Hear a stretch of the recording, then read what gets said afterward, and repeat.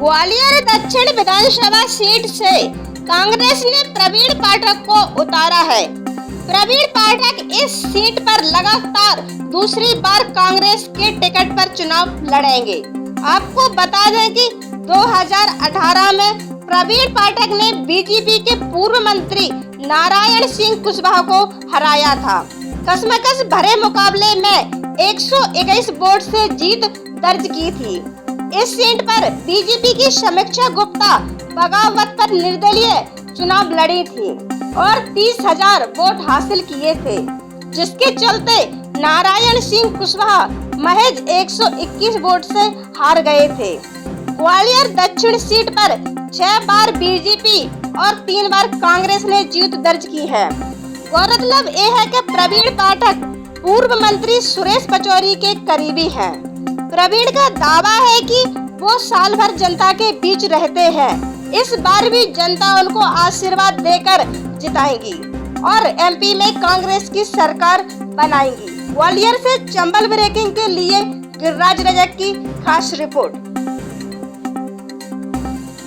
सबसे पहले तो ग्वालियर दक्षिण विधानसभा के अपने एक परिजन को मैं इस बात के लिए धन्यवाद देना चाहता हूँ कि उन्होंने इन 5 वर्षों में जो स्नेह और आशीर्वाद मुझे दिया है, ये उसी का प्रतिफल है कि कांग्रेस पार्टी ने मुझ पर विश्वास जताया और अपने अधिकृत प्रत्याशी के रूप में मुझे ग्वालियर दक्षिण से घोषित किया। तो आपके चैनल के माध्यम से ग्वालियर दक्षिण विधानसभा के एक परिजन के चरणों में अपना प्रणाम निवेदित करता हूं। अभी बीजेपी का उम्मीदवार घोषित नहीं हुआ है, काफ़ी मंथन चल रहा है, कहा भी जा रहा है कि कोई बड़ा चेहरा लाएंगे आपके सामने ताकि मजबूती से मैदान में उतर सके। देखिए, भारतीय जनता पार्टी को मंथन करने की आवश्यकता भी है और उनको मंथन करना भी चाहिए। मंथन करने का कारण ये है कि अब तक 10 विधानसभा के चुनावों में 7 बार भारतीय जनता पार्टी का विधायक ग्वालियर दक्षिण से विधायक रहा, पर केवल विधायक जीता है, नेता जीता है, भारतीय जनता पार्टी का प्रत्याशी जीता है, पर ग्वालियर दक्षिण विधानसभा की जनता हमेशा हारी है। ग्वालियर दक्षिण विधानसभा जो एक ज़माने में इस प्रदेश में नहीं देश में शीर्ष पर होती थी, वो लगातार विकास के पायदान में पिछड़ती जा रही है। 12 दिसंबर 2018 को जब पहली बार ग्वालियर दक्षिण विधानसभा की परिजनों ने मुझे आशीर्वाद दिया और सेवा करने का अवसर दिया, तो उस समय ग्वालियर दक्षिण की हालत ये थी कि यहाँ के शासकीय विद्यालयों के 80% बच्चे टाट पट्टी पर बैठते थे। कमला राजा अस्पताल की हालत ये थी कि जो ऑपरेशन थिएटर होते थे उसमें से चूहे निकलते थे। आप देख लीजिए, तो क्यों नहीं उनको विचार करना चाहिए। उनको तो मेरी सलाह ये है कि उनके एक एक नेता को ग्वालियर दक्षिण विधानसभा के परिजनों से हाथ जोड़ के विनम्रतापूर्वक माफ़ी मांगनी चाहिए कि जनता ने जो भरोसा उन पर जताया वो कोई भी व्यक्ति भरोसे पर खरा नहीं। ऐसी भी चर्चा है कि सिंधिया जी भी खुद उतर सकते हैं ग्वालियर दक्षिण से या कोई और बड़ा चेहरा सामने आ सकता है, तो क्या चुनौतियाँ रहेंगी आपके सामने? देखिए, मैं अपने जीवन में कभी भी चुनौतियों से डरता नहीं और मैं चुनाव के समय जनता के बीच नहीं रहता। मेरे लिए तो प्रतिदिन ही चुनाव और प्रतिदिन कोशिश करता हूँ एक सेवा भाव के साथ इसमें उतरा हूँ। तो मेरा हमेशा प्रयास ये रहता है कि मैं सेवा ही करता हूँ। कौन लड़ेगा, कौन नहीं लड़ेगा, कौन कांग्रेस को छोड़ के भाजपा में जाएगा, कौन भाजपा को छोड़ के कांग्रेस में आएगा, इन सब बेहुदा बातों पर मैं कभी ना चर्चा करता। मेरा स्वयं का काम है ग्वालियर दक्षिण विधानसभा के परिजनों की सेवा करना।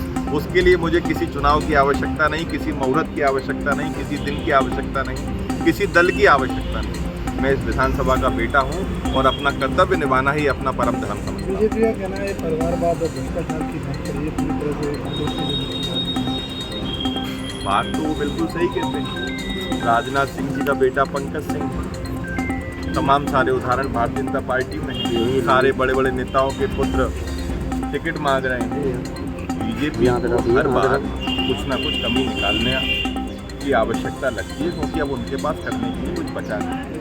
18 वर्ष के शासन के बाद भी भारतीय जनता पार्टी के लोगों को यदि लाडली बहनाओं को 33 रुपये प्रति देना पड़े तो उनको चुल्लू भर पानी में डूब के मर जाना चाहिए। आपके चैनल के माध्यम से मैं स्पष्ट तौर पर बोलना चाहता हूँ कि हे भारतीय जनता पार्टी के कर्ता धर्ताओं, पूरे मध्य प्रदेश में भारतीय जनता पार्टी का ऐसा एक भी विधायक निकाल दो जिसके परिवार में 33 रुपये यदि प्रतिदिन मैं दूँ तो उसके घर का खर्चा चले, तो मैं कांग्रेस पार्टी चुनाव लड़ूंगा, अपना इस्तीफा दे दूँगा। जनता के साथ छल करते हो। आपके चेहरे में, आपके चरित्र में, दोनों में फ़र्क है।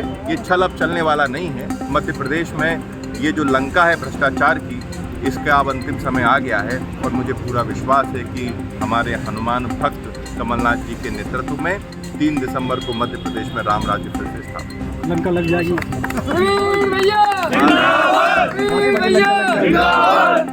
लंका की लंका भी लग जाएगी और लंका की लंका जल भी जाएगी।